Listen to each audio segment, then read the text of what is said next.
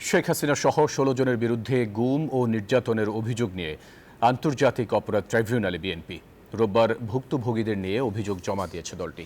এ বিষয়ে আইনি ব্যবস্থা নেওয়ার আশ্বাস দিয়েছেন চিফ প্রসিকিউটর তাজুল ইসলাম। এদিকে আবু সাইদ হত্যা মামলায় পলাতক আসামিদের বিষয়ে পত্রিকায় বিজ্ঞপ্তি দিতে বলেছেন ট্রাইব্যুনাল।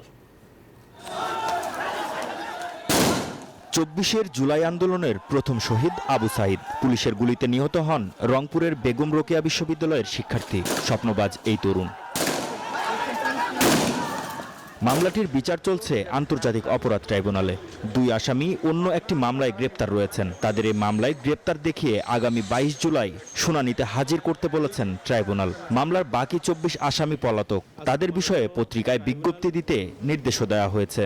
প্রোডাকশন ওয়ারেন্ট ইস্যু মূলে হাজির করার জন্য আমরা মাননীয় ট্রাইব্যুনালে আবেদন করেছি। মাননীয় ট্রাইব্যুনাল সেটি মঞ্জুর করেছেন। সেই 2 জন আসামির বিরুদ্ধে প্রোডাকশন ওয়ারেন্ট ইস্যু করা হয়েছে। আর বাকি 24 জন পলাতক আসামির বিরুদ্ধে মাননীয় ট্রাইব্যুনাল দুটি পত্রিকায় বিজ্ঞপ্তির জন্য আদেশ দিয়েছেন।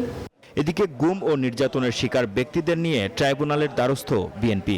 অভিযোগ সাবেক প্রধানমন্ত্রী শেখ হাসিনা, সাবেক আইনমন্ত্রী আনিসুল হক, সাবেক আইজিপি বেনজির আহমেদ সহ 16 জনের বিরুদ্ধে।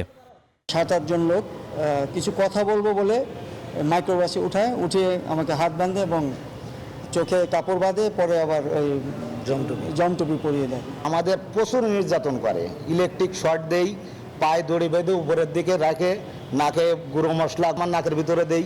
এই ফেসিবাদ সরকার শেখ হাসিনা আপনার পতনের আগ মুহূর্ত পর্যন্ত এদেরকে আটক করে রাখে।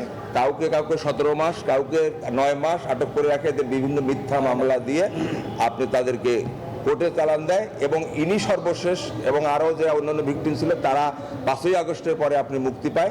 জুলাই আন্দোলনের আরেকটি ভয়াবহ ঘটনা আশুলিয়ায় পুলিশের গাড়িতে 6 জনের মরদেহ পোড়ানো। এ ঘটনায় দায়ের হওয়া মামলারও শুনানি ছিল রোববার। মামলাটির পরবর্তী শুনানি 16 জুলাই ঠিক করেছেন tribunal. Mahmud Hasan, news 24, Dhaka. Bundle থাকলে প্রতি সেনমানিতে টাকা বাঁচবে। বিকাশ সেনমানি বান্ডেল কিনে জিতুন প্রতি লেনদেনে।